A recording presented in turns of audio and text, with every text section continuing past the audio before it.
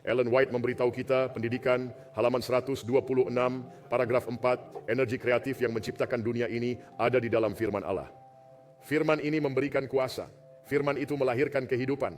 Setiap perintah adalah janji, diterima oleh kehendak, diterima ke dalam jiwa, membawa serta kehidupan dari yang tak terbatas. Siapakah yang tak terbatas? Tuhan.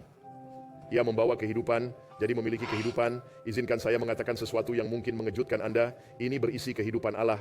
Jangan minta saya menjelaskan bagaimana caranya. Ia membawa kehidupan dari yang tak terbatas, mengubah sifat dan menciptakan kembali jiwa dalam gambar Allah. Firman akan melakukan hal itu. Saya mengatakan semua itu untuk mengatakan bahwa dalam perjalanan maju, bagaimana kita menjaga Kristus tetap di dalam hidup kita ini. Pada bagian ke depan dari perjalanan ini, bagaimana kita menjaga Kristus tetap ada di dalam hidup kita ini.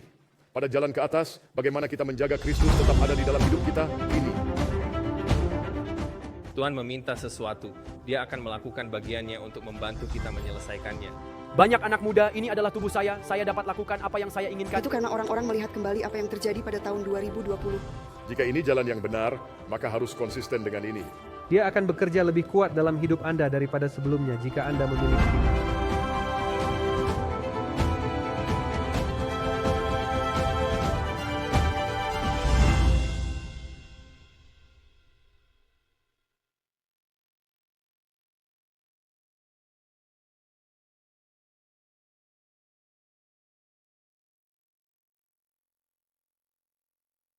Allah itu baik dan selamanya.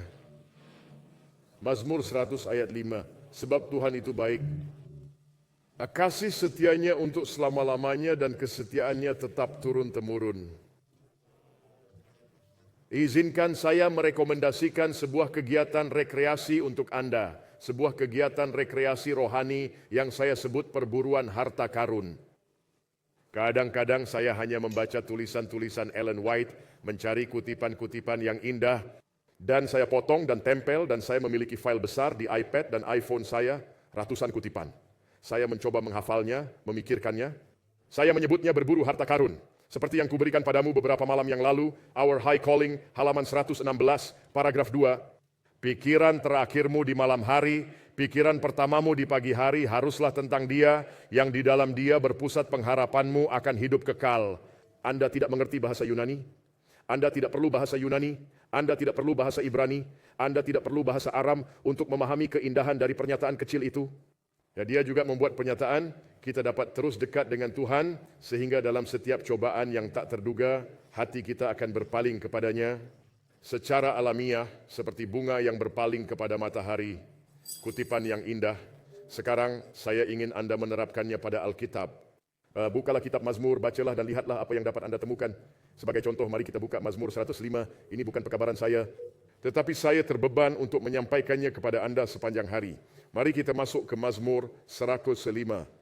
Menurut pendapat saya, dan saya tidak ingin memberikan opini, tetapi menurut pandangan saya, dari semua 66 kitab, tidak ada yang lebih menyentuh hati dan lebih manusiawi daripada Mazmur. Ada beberapa mazmur di dalam kitab itu. Anda bertanya-tanya, apakah ini ditulis oleh orang yang bertobat? Mazmur-mazmur ini disebut mazmur-mazmur imprecatori, di mana pemazmur mengatakan kepada Allah, patahkanlah kakinya, atau bunuhlah dia, atau bunuhlah anak-anaknya. Tetapi itu adalah mazmur dan ada di sana. Apakah Anda sudah mendapatkan Mazmur 105? Bacakan ayat pertama untuk saya. Bersyukurlah kepada Tuhan, serukanlah namanya, perkenalkanlah perbuatannya di antara bangsa-bangsa. Berhenti. Apa artinya bagi Anda? Ada 3 pernyataan. Apa isi pernyataan pertama? Bersyukurlah kepada Tuhan. Apa pernyataan selanjutnya? Serukanlah namanya. Lanjutkan. Perkenalkanlah perbuatannya di antara bangsa-bangsa. Berbicara tentang Allah. Ini adalah jaminan. Anda berbicara tentang Tuhan dan perasaan gelap apapun yang Anda miliki akan terangkat, tercerahkan. Berbicaralah tentang Tuhan lebih banyak daripada Anda berbicara tentang masalah Anda. Bersyukurlah kepada Tuhan, serukanlah namanya, perkenalkanlah perbuatannya di antara bangsa-bangsa. Bernyanyilah baginya, bermazmurlah baginya, percakapkanlah segala perbuatannya yang ajaib. Bermegahlah di dalam namanya yang kudus, biarlah bersuka hati orang-orang yang mencari Tuhan. Carilah Tuhan dan kekuatannya, carilah wajahnya selalu. Bagaimana Anda mencari kekuatan Allah? Sederhana. Seberapa besar alam semesta ini? Bagaimana alam semesta terbentuk? Ini Ellen White mengatakan hanya Allah yang dapat membatasi kuasa iblis. Testimonies jilid 1 halaman 341 paragraf 1, ia juga mengatakan bahwa hanya Kristus yang dapat membatasi kuasa iblis. Testimonies jilid 5 halaman 448 paragraf 2. Ia juga mengatakan bahwa hanya Roh Kudus yang dapat membatasi kuasa iblis. Evangelism halaman 617 paragraf 2. Hanya kealahan yang dapat mengendalikan iblis. Alkitab berkata, carilah Tuhan dan kekuatannya. Karena Anda dan saya melawan kekuatan yang hanya dapat dikendalikan oleh kuasa ilahi. Bagaimana Anda mencari kekuatannya? Firman-Nya. Matius 8 ayat 16. Menjelang malam, dibawalah kepada Yesus banyak orang yang kerasukan setan. Dan dengan sepatah kata Yesus mengusir roh-roh itu. Jika engkau anak Allah, perintahkanlah supaya batu-batu ini menjadi roti. Tetapi ia menjawab dan berkata, ayolah, dia menjawab dan berkata, ada tertulis. Dan inilah kuasa Allah. Dia telah memperbesarnya melebihi apa? Namanya. Mazmur 138 ayat 2. Saya sarankan kepada Anda, pergilah berburu harta karun. Bacalah Mazmur atau Yohanes atau kitab apapun yang Anda inginkan. Dan lihatlah apakah ada ayat kecil yang manis yang tidak menyentuh hati Anda. Jika ada, keluarkan dan letakkan di sini. Saya senang ada di sini, tapi itu membantu saya ketika ada di sini. Baiklah, Anda tidak terlihat terlalu senang dengan rekomendasi saya, tapi saya tetap berharap Anda melakukannya. Bagaimana kabar Anda? Bagaimana kabar anak-anak Anda? Mari saya ceritakan apa yang pernah terjadi pada saya. Jam berapa sekarang? Jam 1:38. Saya akan membebaskan Anda jam 2:30. Jika tidak apa-apa, apakah tidak apa-apa? Saya berada di sebuah negara dan berkhotbah, dan saya melihat seorang wanita yang pernah saya lihat sebelumnya. Saya bertanya, bagaimana kabar anak-anak? Dia berkata, oh, baik-baik saja.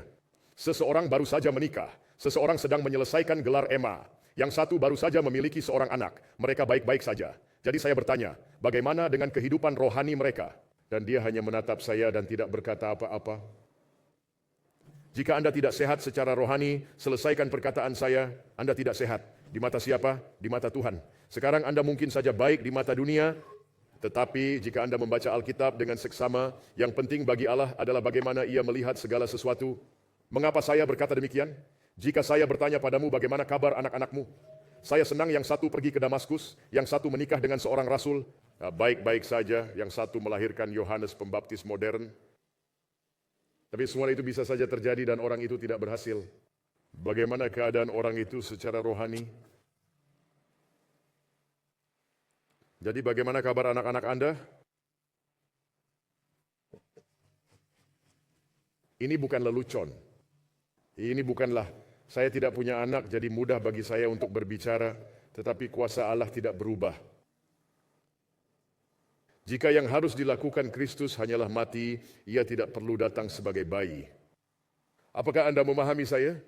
Dia bisa saja datang, mati, bangkit kembali pulang. Tetapi Ia datang sejak awal untuk menjadi teladan bagi kita di setiap tahap. Jadi saya mendorong Anda, saya memiliki banyak anak yang bukan anak kandung di seluruh dunia dari segala usia, beberapa berusia 40-an dan 50-an, dan mereka adalah anak-anak saya. Lakukanlah semua yang Anda bisa agar anak-anak Anda masuk surga bersama dengan Anda.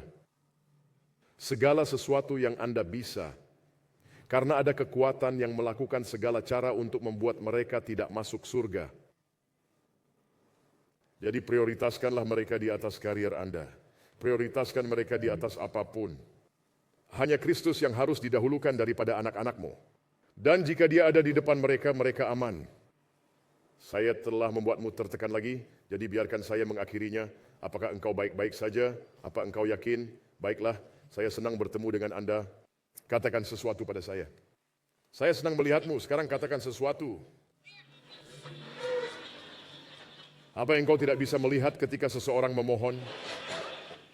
Izinkan saya meminta maaf atas sesuatu yang telah saya lakukan. Dalam doa-doa saya telah mengatakan, berkatilah Amerika Serikat. Saya benar-benar lupa di mana saya berada. Sekarang saya ingin Tuhan memberkati Amerika Serikat, tetapi saya ingin Dia memberkati negara tuan rumah terlebih dahulu. Ada yang berkata, kami memaafkan Anda. Mereka adalah orang Kanada. Seseorang mengatakan kepada saya hari ini, saya sangat senang atas teguran yang indah itu. Dia berkata, Anda terus mengatakan, berkatilah Amerika Serikat. Dan Anda berada di British Columbia. Saya harap saya tidak mendapat masalah di perbatasan saat saya kembali ke rumah. Di mana Susan? Dia pergi? Dia meninggalkan kita?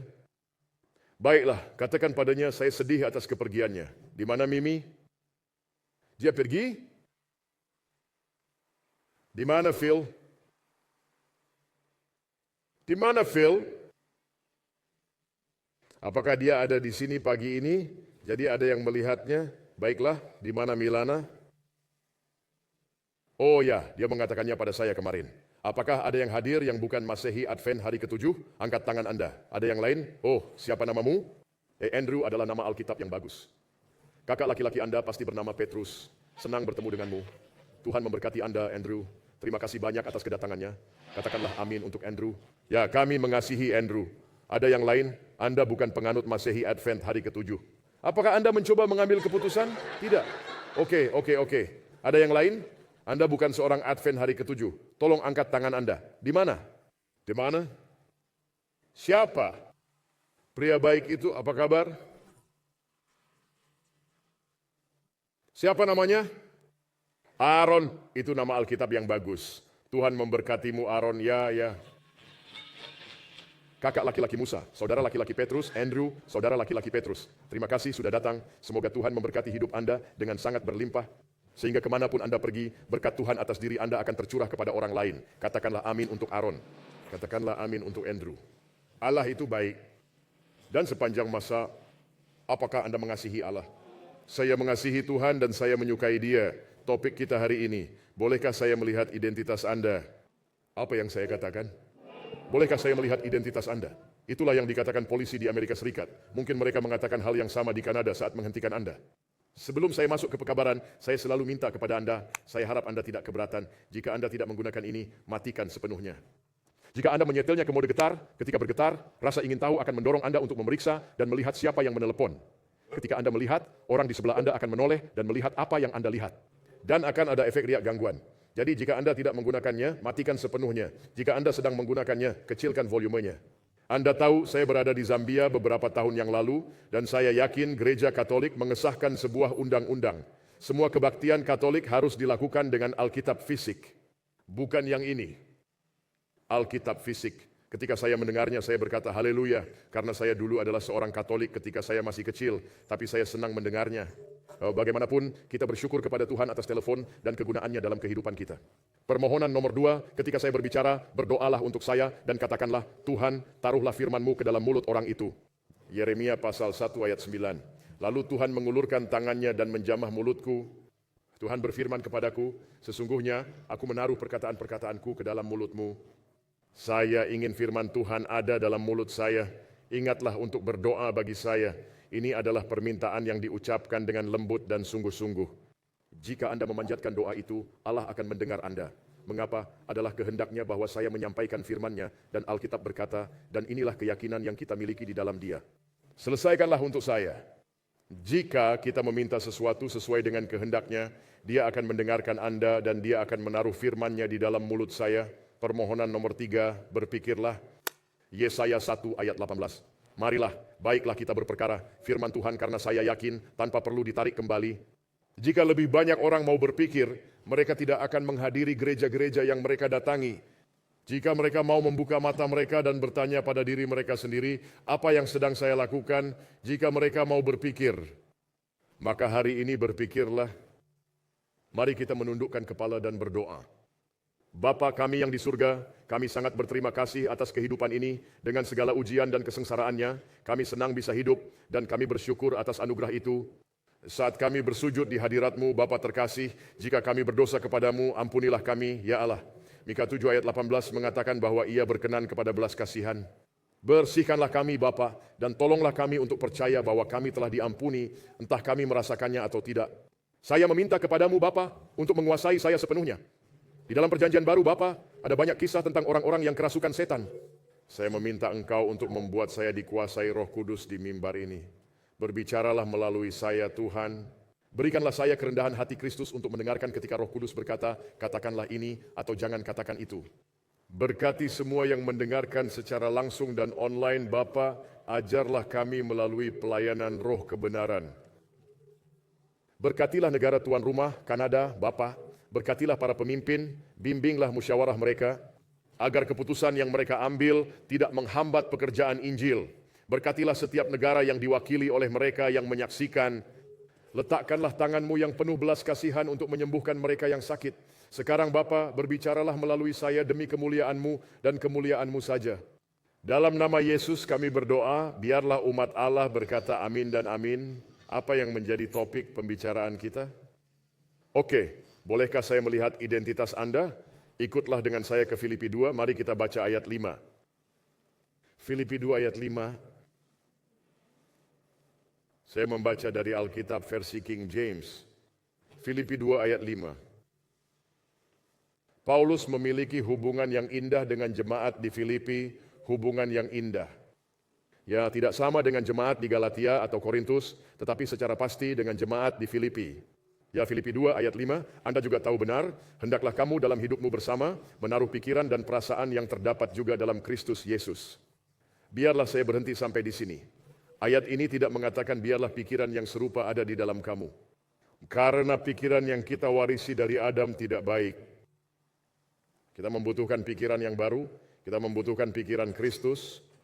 Maka ayat ini mengatakan, hendaklah kamu menaruh pikiran yang sama di dalam Kristus Yesus, pikiran yang sama yang ia miliki di dunia, dan yang dengannya ia menjalani kehidupan yang berkemenangan, menaklukkan setiap pencobaan, melawan setiap dosa.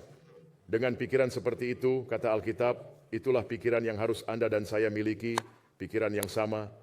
Karena apakah ada dua jenis kebenaran? Hanya satu saja. Sekarang mari kita buka 2 Petrus pasal 1, mari kita baca ayat 4. 2 Petrus 1 ayat 4, ingatlah, katakanlah pelan-pelan ketika saya berbicara terburu-buru, saya tidak keberatan sama sekali, saya akan merasa senang. Buku apa yang saya katakan, pasal berapa? Membaca ayat 4. Ini adalah ayat yang terkenal. Dengan jalan itu, ia telah menganugerahkan kepada kita janji-janji yang berharga dan yang sangat besar, supaya olehnya apa? Bagian dalam apa? Ngomong-ngomong, lihatlah ayat itu dengan seksama. Secara mikroskopis, bagaimana kita mengambil bagian dalam kodrat ilahi?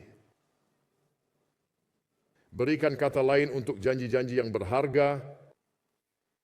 Ya, benar, ketika Anda menerimanya dengan iman dan menaatinya, Anda terhubung dengan kodrat ilahi.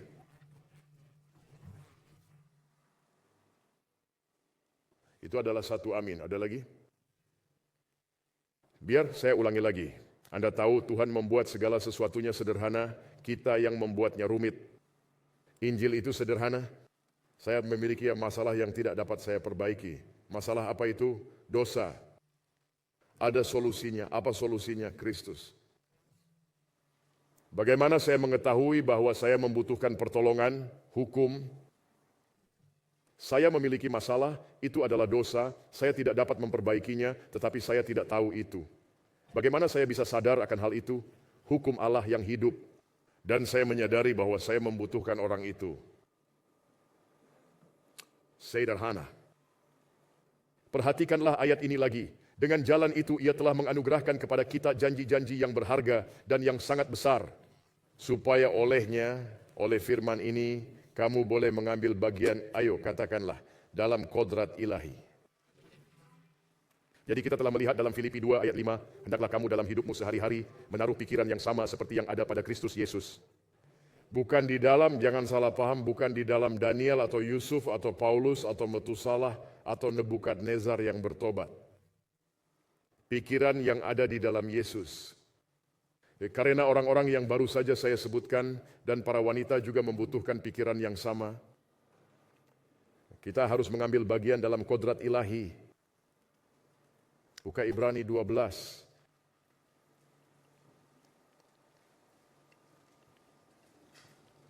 Ibrani 12, mari kita baca ayat 10.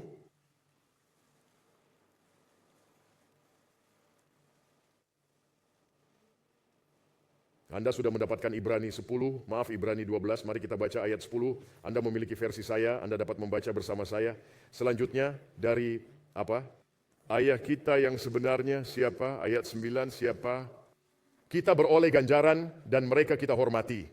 Kalau demikian bukankah kita harus lebih taat kepada Bapa segala roh supaya kita boleh hidup?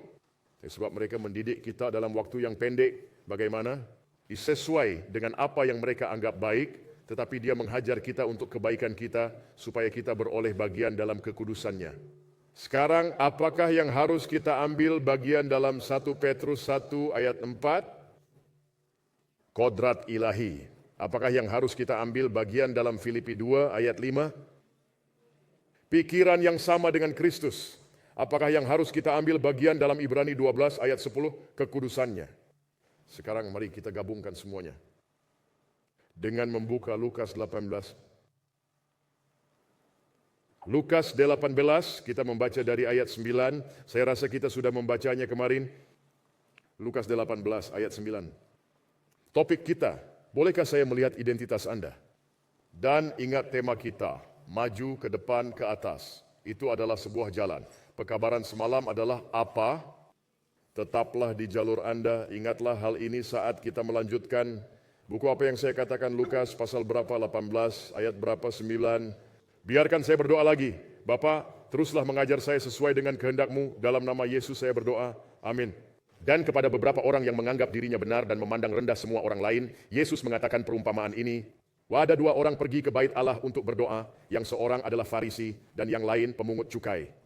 Orang Farisi itu berdiri dan berdoa dalam hatinya begini, Ya Allah, aku mengucap syukur kepadamu, karena aku tidak sama seperti semua orang lain, bukan perampok, bukan orang lalim, bukan pezinah, dan bukan juga seperti pemungut cukai ini. Aku berpuasa 2 kali seminggu, aku memberikan 1/10 dari segala penghasilanku. Sekarang mari kita lanjutkan ke ayat 13. Tetapi pemungut cukai itu berdiri jauh-jauh, bahkan ia tidak berani menengadah ke langit, melainkan ia memukul diri dan berkata, Ya Allah, kasihanilah aku orang berdosa ini. Sekarang bacakanlah ayat 14 dengan keras. Aku berkata kepadamu, orang ini pulang ke rumahnya sebagai orang yang dibenarkan Allah dan orang lain itu tidak. Inilah pembenaran oleh iman. Atau Anda juga dapat mengatakan apa? Kebenaran oleh iman. Sekarang apa yang dikatakan Kristus tentang pemungut cukai itu? Orang ini pulang ke rumahnya sebagai apa? Orang benar. Melalui iman kepada Dia yang ketika Dia berkata, Tuhan kasihanilah aku, saya tidak bisa menyelamatkan diri saya sendiri, saya seorang berdosa, saya punya masalah, saya tidak dapat memperbaikinya, saya tidak berdaya, saya mengenal Engkau, tolong saya. Dibenarkan, diperhitungkan kepada Dia kebenaran siapa? Kekudusan siapa? Pikiran siapa? Oke. Berdasarkan tema kita untuk pertemuan perkemahan, Anda akan menyebutnya sebagai tahap perjalanan apa? Oke, itu adalah maju, kita menyebutnya maju di sini. Apa nama tempat ini? Williams Lake. Kita menyebutnya maju. Mari kita ke 2 Petrus 3. Mari kita baca ayat 18. Topik kita, bolehkah saya melihat identitas Anda? 2 Petrus 3 ayat 18. Apabila Anda sudah mendapatkannya, katakanlah amin. Bacalah bersama saya. Tetapi bertumbuhlah dalam kasih karunia dan dalam pengenalan akan Tuhan dan Juru Selamat kita, Yesus Kristus. Berhenti. Bertumbuh dalam kasih karunia. Apa nama proses itu? Pengudusan. Di mana proses itu dalam tema kita? Ke depan. Oke, mari kita berhenti sebelum kita pulang ke rumah. Jadi jika seorang polisi dari surga berhenti di samping Anda dalam perjalanan Anda maju, dan dia berkata, bolehkah saya melihat identitas Anda? Ketika dia melihat kartu identitas itu, foto siapa yang harus dia lihat? Yesus, bukan Anda.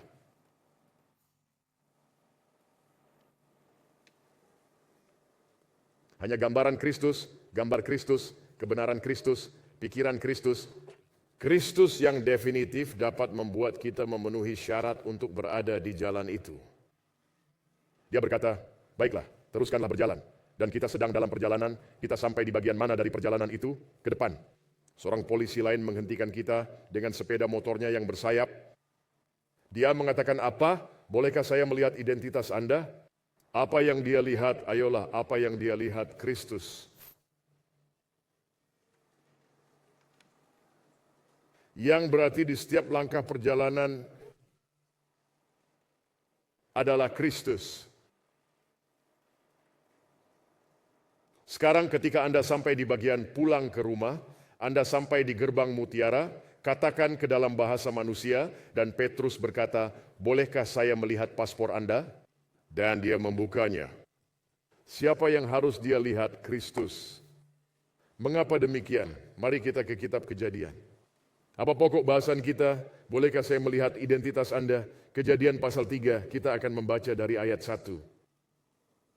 Sekarang jam 1:04, maaf jam 2, saya mengatakan saya akan selesai pada pukul 2:30, apakah itu yang saya katakan? Baik, Anda sudah mendapatkan Kejadian 3. Teman-teman online, saya harap Anda masih bersama kami. Kita membaca dari ayat 1. Kalian belum memberitahu saya untuk pelan-pelan, kalian harus memberitahu saya, dan tolong kalian mempunyai tanggung jawab terhadap saya.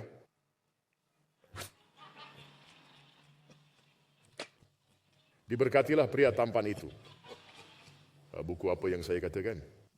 Pasal berapa? Mari kita baca dari ayat 1. Adapun ular ialah yang paling cerdik dari segala binatang di darat yang dijadikan oleh Tuhan Allah. Ular itu berkata kepada perempuan itu, tentulah Allah berfirman, semua pohon dalam taman ini jangan kamu makan buahnya, bukan? Lalu sahut perempuan itu kepada ular itu, buah pohon-pohonan dalam taman ini boleh kami makan. Tetapi tentang buah pohon yang ada di tengah-tengah taman, Allah berfirman, jangan kamu makan ataupun raba buah itu, nanti kamu mati. Tetapi ular itu berkata kepada perempuan itu, sekali-kali kamu tidak akan mati, tetapi Allah mengetahui bahwa pada waktu kamu memakannya matamu akan terbuka, dan kamu akan menjadi seperti Allah, tahu tentang yang baik dan yang jahat. Perempuan itu melihat bahwa buah pohon itu baik untuk dimakan, padahal tidak demikian dan sedap kelihatannya. Lagi pula pohon itu menarik hati karena memberi pengertian. Lalu ia mengambil dari buahnya dan dimakannya, dan diberikannya juga kepada suaminya yang bersama-sama dengan dia, dan suaminya pun memakannya. Ya, maka terbukalah mata mereka berdua dan mereka tahu bahwa mereka telanjang. Lalu mereka menyemat daun pohon ara dan membuat cawat. Mereka dalam keadaan berdosa karena telah menyerah pada godaan iblis, dan iblis bekerja melalui Hawa sebagai agen sementaranya. Sekarang mari kita masuk ke ayat 14. Allah berbicara kepada Adam, ia berbicara kepada Hawa, dan sekarang ia berbicara kepada ular. Lalu berfirmanlah Tuhan Allah kepada ular itu, karena engkau berbuat demikian, terkutuklah engkau di antara segala ternak dan di antara segala binatang hutan. Sekarang bacakanlah sisa ayat itu untuk saya. Dengan perut mula engkau akan menjalar dan debu tanahlah akan kau makan seumur hidupmu. Sekarang bentuk future menunjukkan bahwa ini bukan seperti itu. Itu adalah kutukan yang diucapkan. Yang berarti sebelum kutukan dari Allah, ular itu tidak merayap. Ellen White memberitahu kita bahwa ular itu terbang. Sekarang, bagi mereka yang mengatakan bahwa wanita ini gila, bagaimana mungkin seekor ular bisa terbang? Jika Anda pergi ke Indonesia, ada ular yang bisa melompat dari pohon dan meluncur. Ular ini meratakan tulang rusuknya dan dapat melompat beberapa meter. Ada seekor kadal yang disebut kadal Draco. Kadal ini dapat meluncur sejauh 100 meter, melompat dari pohon untuk menghindari kadal yang sama dan meluncur ke pohon lain. Ada reptil kecil yang melayang di udara.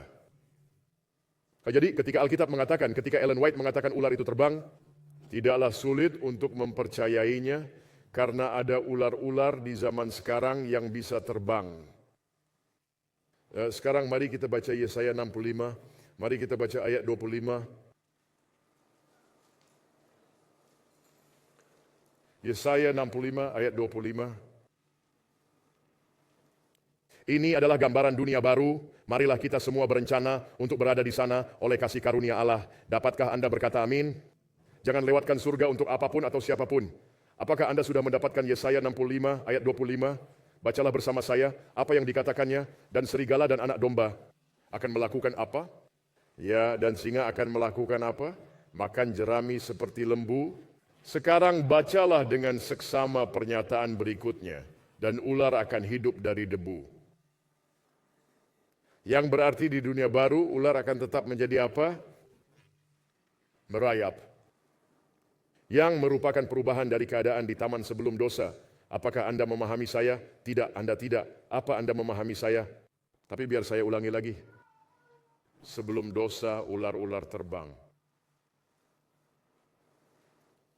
Karena dosa, Allah mengutuk mereka menjadi merayap. Di dunia yang baru, mereka tidak akan kembali terbang, mereka akan merayap selamanya. Selamanya. Dengan cara yang sama, Kristus akan memiliki apa secara permanen?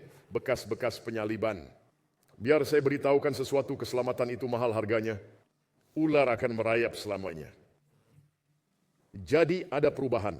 Tetapi Kejadian 1 ayat 31 mengatakan, maka Allah melihat segala yang dijadikannya itu sungguh amat baik.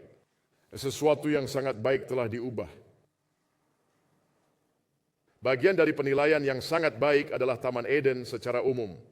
Ellen White mengatakan kepada kita dalam Pendidikan halaman 145, paragraf 3, dalam pemulihan terakhir,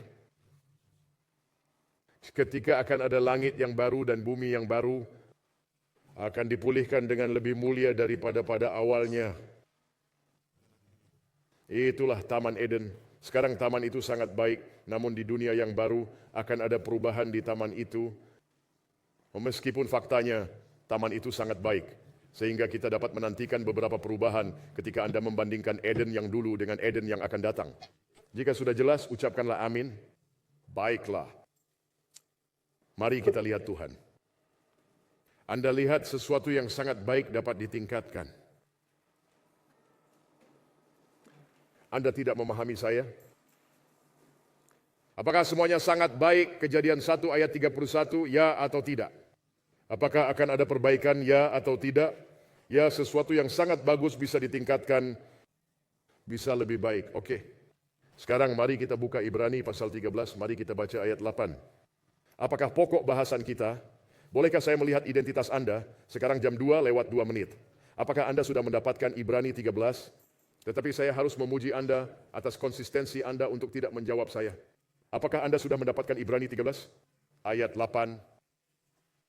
Apa yang dikatakannya? Anda mengatakannya tanpa melihat. Apa yang dikatakannya?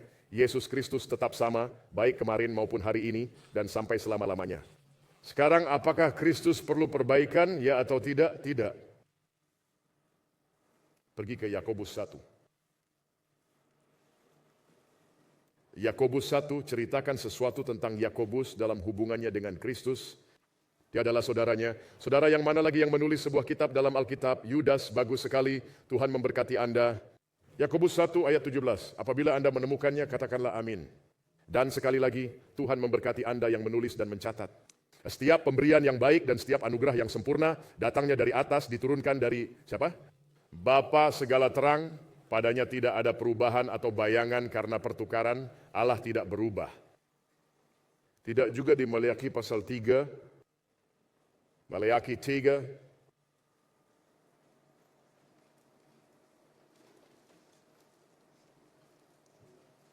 mari kita baca ayat 6. Anda juga tahu betul bahwasanya aku Tuhan tidak berubah dan kamu Bani Yakub tidak akan lenyap. Akulah Tuhan, aku tidak berubah. Sekarang, mengapa taman itu bisa berubah dan menjadi lebih indah? Mengapa Allah tidak dapat diubah? Karena Dia sempurna. Jika Anda mengubah sesuatu yang sempurna, Anda telah membuatnya menjadi tidak sempurna. Itu sebabnya Anda tidak dapat mengubah hukum Allah. Saya pikir amin akan meruntuhkan atap. Apakah kita Masehi Advent hari ke-7? Anda membuat hidup menjadi sulit bagi pengkhotbah. Itu sebabnya Anda tidak dapat mengubah hukum Allah. Apakah hukum Allah itu sempurna? Ya atau tidak? Di manakah di Alkitab mengatakan hal itu? Mazmur 19 ayat 7, Taurat Tuhan itu sempurna.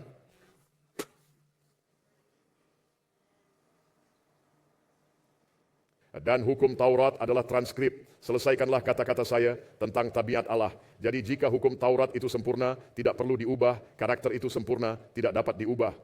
Apa yang ingin saya katakan? Sekarang mari kita lanjutkan pada perubahan kita ke Filipi 3. Mari kita baca dari ayat 20. Filipi 3 ayat 20. Teman-teman online, saya memikirkan kalian, berdoa untuk kalian, Tuhan memberkati kalian, tetaplah bersama kami. Filipi 3 ayat 20.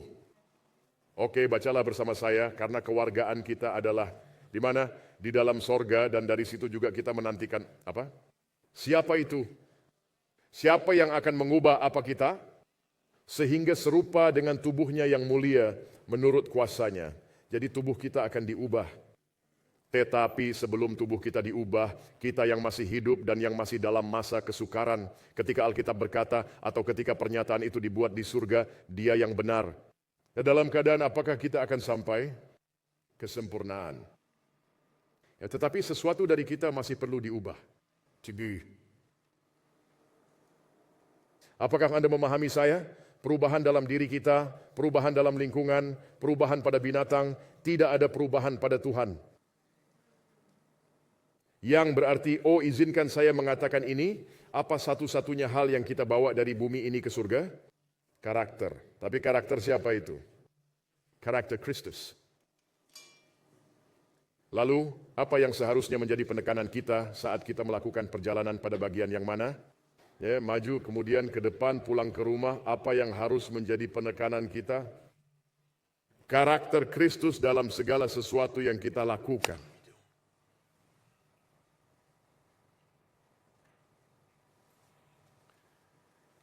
1 Korintus 10 ayat 31 berkata, janganlah kamu membukanya, Anda sudah tahu itu. Jika engkau makan, atau jika engkau minum, atau jika engkau melakukan sesuatu yang lain, sekarang orang yang paling cerdas di dalam jemaat, Anda katakan kepada saya, apa saja yang termasuk dalam pengecualian? Tidak ada. Saya akan mengatakan beberapa hal, sebelum saya mengatakannya, izinkan saya memberikan persiapan ini. Gaya hidup di surga sangat berbeda dengan gaya hidup di bumi. Tidak ada yang mengatakan amin. Kehidupan Kristus sangat berbeda dengan kehidupan iblis. Maksud saya benar-benar berbeda. Jadi seseorang yang mencari kehidupan dan karakter Kristus akan terlihat aneh dan ganjil bagi orang-orang di bumi. Tetapi sekarang ucapkanlah doa Bapa kami yang di sorga, dikuduskanlah namamu, datanglah kerajaanmu, perlahan-lahan jadilah kehendakmu di bumi. Tidak apa-apa, Tuhan memberkati Anda karena mengetahui doa Bapa kami. Jadilah kehendakmu di bumi seperti di surga. Satu-satunya cara hal itu dapat terjadi adalah jika kita memiliki pikiran Kristus, kita mengambil bagian dalam kekudusannya, kita mengambil bagian dalam kodrat ilahi. Maju hidup Kristus, ke depan hidup Kristus, pulang ke rumah hidup Kristus, sepanjang kekekalan hidup Kristus.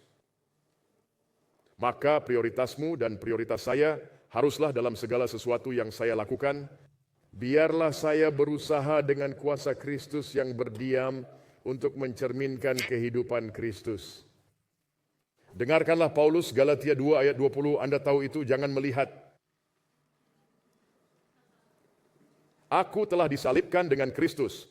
Ayo katakanlah, namun aku hidup, tetapi bukan lagi aku sendiri yang hidup, melainkan Kristus. Berhenti. Sekarang saya tidak dapat menjelaskan bagaimana hal itu terjadi. Saya juga tidak bisa menjelaskan bagaimana saya bernapas di malam hari tanpa memikirkan untuk bernapas.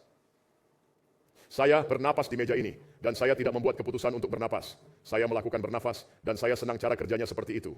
Jadi saya tidak dapat menjelaskan bagaimana Kristus berdiam di dalam saya, selain melalui firman-Nya yang kudus. Aku telah disalibkan dengan Kristus, namun aku hidup. Tetapi bukan lagi aku sendiri yang hidup, melainkan Kristus yang hidup di dalam aku. Tetapi inilah bagaimana Yesus hidup, Bapanya hidup di dalam Dia. Biarlah Alkitab memberitahukan hal itu dengan lebih jelas daripada yang saya bisa. Yohanes 14, mari kita baca dari ayat 8 sampai 10. Topik kita, bolehkah saya melihat identitas Anda? Yohanes 14. Sekarang jam 2 lewat 10 menit. Apakah Anda sudah mendapatkan Yohanes 14? Kita membaca dari ayat 8 sampai 10. Kamu juga pasti tahu ayat ini. Kata Filipus kepadanya, Tuhan, tunjukkanlah Bapa itu kepada kami, itu sudah cukup bagi kami. Kata Yesus kepadanya, telah sekian lama aku bersama-sama kamu, Filipus, namun engkau tidak mengenal aku. Barang siapa telah melihat aku, ia telah melihat Bapa. Sampai sejauh apa? Sempurna. Dengarlah sekali lagi, jika kamu telah melihat aku, kata Kristus, kamu telah melihat Bapa. Yang ia maksudkan bukanlah sandal yang ia kenakan. Yang ia maksudkan adalah karakternya, perilakunya, kelakuannya, inilah Bapa. Ayat 10, tidak percayakah engkau bahwa aku di dalam Bapa dan Bapa di dalam aku? Apa yang aku katakan kepadamu, tidak aku katakan dari diriku sendiri. Tetapi Bapa yang diam di dalam aku, apakah ini wahyu? Apa yang hendak saya katakan kepadamu, ini bukan simbolis. Kakak, Anda sangat pintar. Anda pasti seorang vegetarian. Ini bukan simbolis. Bapa yang diam di dalam aku, kata Kristus, dialah yang melakukan pekerjaannya. Kristus yang diam di dalam aku, dialah yang akan melakukan pekerjaan-pekerjaan itu. Ya, Anda tahu bahwa Yesus berkata dalam Matius 5 ayat 14, biarlah terangmu bercahaya. Apa yang tidak dikatakannya? Dengarkan baik-baik. Biarlah terangmu bercahaya. Apa yang tidak dikatakannya? Engkau bercahaya. Tuhan tidak pernah meminta saya untuk bercahaya. Dia meminta saya untuk menyingkir. Ayo, selesaikan perkataan saya dan biarkan Yesus bersinar. Biarlah hal ini berjalan dengan sendirinya. Minggirlah, biarkan Yesus yang bersinar. Mari kita pergi ke Yohanes 15. Mari kita baca dari ayat 4. Topik kita, bolehkah saya melihat identitas Anda?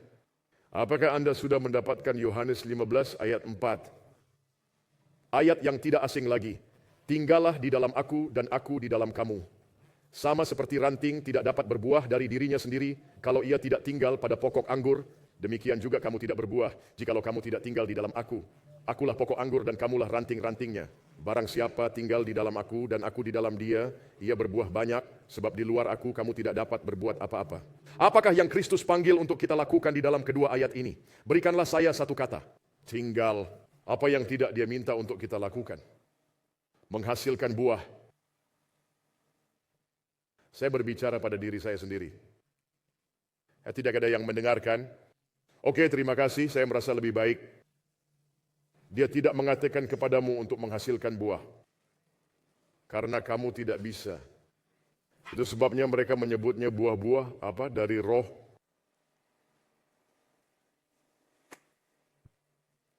Frustrasi memasuki kehidupan ketika kita mencoba melakukan apa yang hanya dapat dilakukan oleh roh.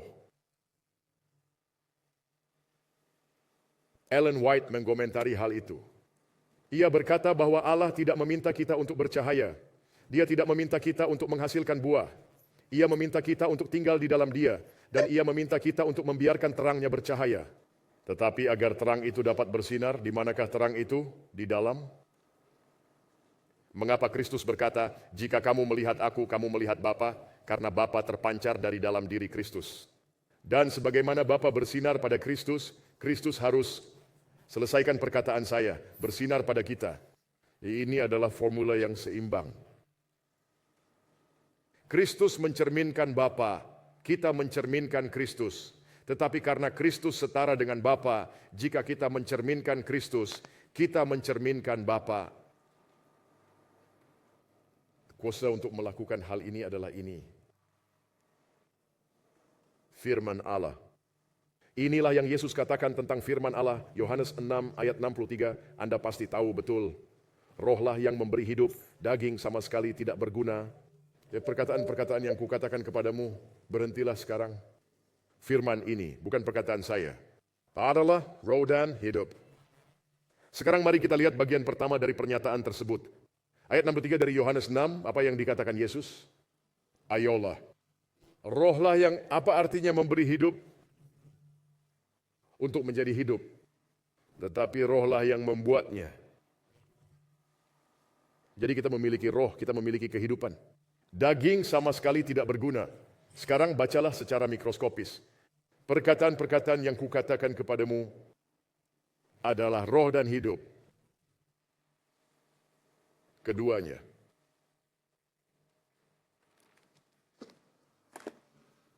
Apakah Anda mengerti mengapa iblis berusaha menjauhkan Anda dari hal ini?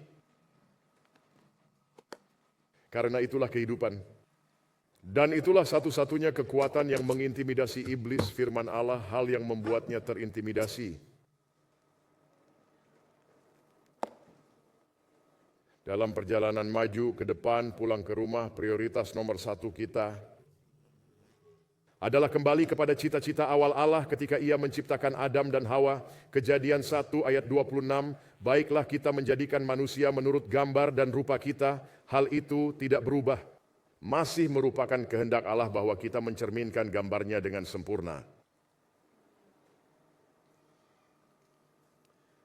Ellen White memberitahu kita, pendidikan 126 paragraf 4, energi kreatif yang menciptakan dunia ini ada di dalam firman Allah. Firman ini memberikan kuasa, melahirkan kehidupan, setiap perintah adalah janji, diterima oleh kehendak, diterima ke dalam jiwa, membawa serta kehidupan dari yang tak terbatas. Siapakah yang tak terbatas? Allah. Ia membawa kehidupan, jadi memiliki kehidupan. Izinkan saya mengatakan sesuatu yang mungkin mengejutkan Anda, ini berisi kehidupan Allah. Jangan minta saya menjelaskan bagaimana caranya. Ia membawa kehidupan dari yang tak terbatas. Ia mengubah sifat dan menciptakan kembali jiwa dalam gambar Allah. Firman akan melakukan hal itu. Saya mengatakan semua itu untuk mengatakan, dalam perjalanan maju, bagaimana kita menjaga Kristus tetap di dalam hidup kita, ini. Pada bagian ke depan dari perjalanan ini, bagaimana kita menjaga Kristus tetap di dalam hidup kita, ini. Pada perjalanan ke atas, bagaimana kita menjaga Kristus tetap ada di dalam hidup kita, ini. Christ Object Lesson, halaman 100, paragraf 1. Christ Object Lesson, halaman 100, paragraf 1. Apakah Anda mendapatkannya? Maksud saya, apakah Anda sudah menuliskannya? Oke. Ya, Anda menuliskannya sekarang. Dengarkan baik-baik. Kitab suci adalah agen yang besar dalam transformasi karakter. Anda tidak percaya? Cobalah untuk mengajak anak Anda meluangkan sedikit waktu dengan Alkitab pagi dan sore hari. Dan setelah beberapa minggu, saya bukan psikolog, Anda akan melihat beberapa perubahan. Firman kitab suci adalah agen yang besar dalam transformasi karakter. Kristus berdoa, kuduskanlah mereka, ayolah, dalam kebenaran, firman-Mu adalah kebenaran. Sekarang 1 Tesalonika 4 ayat 3, karena inilah kehendak Allah pengudusan-Mu. Dan Kristus berkata, kuduskanlah mereka dalam kebenaran, laksanakanlah kehendak Anda melalui ini.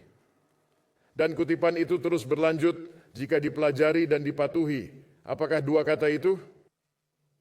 Yang mana yang jarang kita lakukan? Dua-duanya. Jika dipelajari dan ditaati, firman Allah bekerja di dalam hati, menaklukkan setiap sifat yang tidak kudus. Ya saudari, entah itu mencuri, berbohong, pornografi, masturbasi, menyontek saat ujian, mencontek pada IRS atau apapun sebutannya di Kanada. Ini adalah kekuatan yang akan menaklukkan setiap hal yang tidak kudus. Berapa banyak sifat yang tidak kudus. Setiap firman jika dipelajari dan dipatuhi,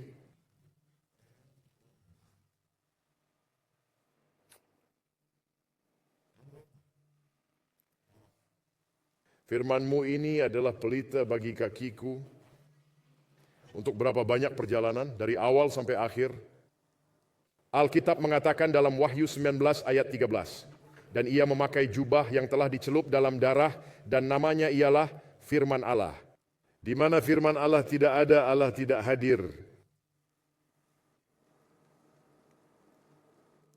Biarlah saya mengatakannya secara berbeda. Anda dapat memegang semua jabatan di gereja yang Anda sukai, dan Anda tidak punya waktu untuk ini. Engkau secara efektif tidak punya waktu untuk Tuhan. Jadi, Anda sedang berada di jalan maju ini, jalan ke depan, dan seorang polisi memberhentikan dari surga. Bolehkah saya melihat identitas Anda? Dan Anda menunjukkan kepadanya, dan apa yang dia lihat? Wajah Anda. Dia menarikmu, dia menyita mobilmu. Engkau tidak pantas berada di ruangan ini. Dia harus melihat Kristus. Jika pekerjaan gereja menghalangimu untuk belajar Alkitab, apa yang harus Anda tinggalkan? Pekerjaan gereja, milik siapakah gereja itu? Dapatkah Allah mengurusnya, ya atau tidak? Ya. Apakah Anda sangat diperlukan oleh gereja? Apakah Stefanus sangat diperlukan bagi Injil? Tidak. Ia adalah aset yang berharga, ya, tetapi bagaimana mungkin ada sesuatu yang tidak dapat dipisahkan dari gereja jika gereja itu adalah gereja Allah? Apa yang saya katakan kepadamu, saudara-saudaraku yang kekasih, tidaklah masuk akal jika kita makan makanan yang benar dan berpakaian dengan cara yang benar dan berbicara dengan cara yang benar, tetapi kita tersesat. Karena kita benar-benar tidak punya waktu untuk belajar dan taat. Hari ini, jika Tuhan berkata kepada kita, bolehkah saya melihat identitas Anda? Saya sering terbang, saya selalu melalui pemeriksaan imigrasi, satu negara, negara lain. Ketika saya pergi ke sini, saya menuju Filipina, dan mereka akan bertanya kepada saya, bolehkah saya melihat paspor Anda? Mereka mencari foto saya. Ketika surga meminta paspor saya, siapa yang mereka cari? Yesus, mengapa? Aku adalah jalan, akulah pintunya, akulah tabirnya. Tidak ada seorang pun yang datang kepada Bapa kalau tidak melalui aku. Maka saya menganjurkan kepada Anda, saudara dan saudari yang saya kasihi, sekarang jam 2:22. Jadikanlah refleksi karakter Kristus sebagai prioritas Anda. Saya sedang berada di suatu negara untuk berkhotbah, dan 2 orang datang kepada saya ke kamar saya di sebuah hotel di mana saya berada. Dan mereka berkata, mereka menjalankan sebuah bisnis dan berkata bahwa kami ingin mendekatkan diri kepada Kristus. Dan saya berkata, apa tujuan dari bisnis Anda? Ya, kami hanya ingin menghasilkan uang dan kami menjual produk. Saya berkata, saya ingin Anda mendengarkan 1 Korintus 10 ayat 31 dan menerapkannya pada bisnis Anda. Karena itu jika engkau makan atau jika engkau minum atau apapun yang kamu kerjakan, semuanya itu harus untuk kemuliaan Allah. Ellen White memberitahu kita dalam Christ Object Lessons, halaman 349, paragraf 3. Agama dan bisnis bukanlah 2 hal yang terpisah, keduanya adalah satu. Bisnis hanyalah sebuah ekspresi dari agama. Saya kehilangan kalian lagi. Ketika Kristus berkata kepada Musa dalam Keluaran 19, kamu akan menjadi bangsa yang kudus bagiku. Berapa hari dalam seminggu untuk menjadi bangsa yang kudus? Bukan hanya pada hari Sabat. Jadi saya katakan kepada kedua orang ini, ketika seseorang datang ke tempatmu, pikiran pertamamu seharusnya adalah, bukan ini adalah seorang pelanggan, tetapi apakah mereka mengenal Yesus? Dan ketika mereka pergi, apakah mereka membeli sesuatu atau tidak? Apakah mereka akan pergi dengan kesan yang benar sebagai anak Allah? Saya berkata, ubahlah pemikiran Anda, yang berarti jadikanlah bisnis sebagai urusan Tuhan. Dan lihatlah apa yang Tuhan lakukan.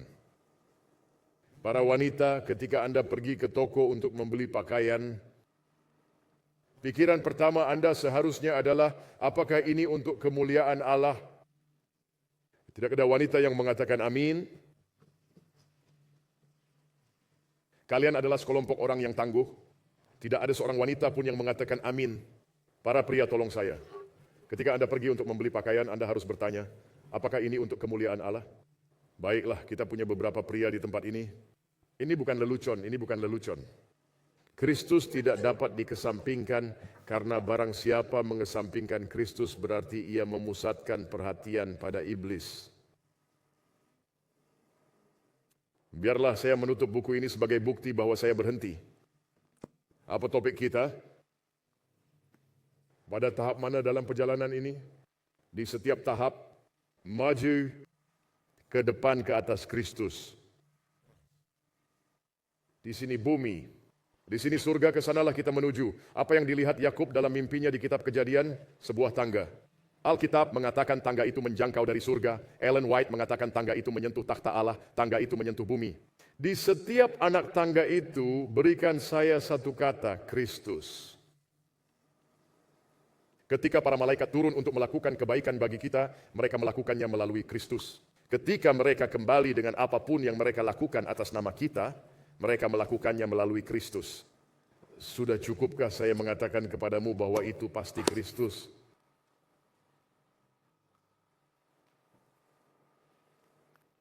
Apa yang tertera di kartu identitas Anda? Jangan katakan pada saya. Tidak, jangan katakan pada saya. Saya berdoa itu adalah gambaran Yesus, karakternya. Bukan di sebuah benda persegi kecil, tetapi di sini. Di sini, Kristus. Berapa banyak dari kalian yang akan berkata, "Bapa, terima kasih untuk pekabaran ini, tolonglah saya dalam segala hal yang saya lakukan untuk merefleksikan Kristus. Dapatkah saya melihat tanganmu?" Anda bersungguh-sungguh, berdirilah bersama saya dengan mata tertunduk. "Bapa, jika saya telah berkhotbah dengan buruk, ampunilah saya. Jika saya mengatakan apa yang seharusnya tidak saya katakan, ampunilah saya. Tetapi saya berharap ada ucapan, 'Ya Tuhan,' yang memuliakan Engkau dalam kehidupan mereka yang mendengarkan. Bapa, saya berharap saat ini seseorang membuat keputusan untuk mendekat kepada Kristus. Dan itu harus melalui penyerahan diri kepada firman-Nya, karena kehendaknya bagi kita ada di dalam firman-Nya. Ampunilah kami ya Tuhan, karena telah menjadikan segala sesuatu yang lain sebagai yang utama dalam hidup kami kecuali Yesus. Jika kami ingin berada di jalan yang maju ke depan dan pulang ke rumah, maka jalan itu haruslah Kristus, karena Dialah jalan itu. Ia adalah tangga dari bumi ke surga. Tolonglah Bapa, tolonglah kami ketika kami berusaha menjadikan Kristus sebagai identitas kami. Kristus sebagai jalan masuk kami ke dalam surga, dan Kristus sebagai pemeliharaan kami selama-lamanya. Dalam nama Yesus saya berdoa, biarlah umat Allah berkata, amin.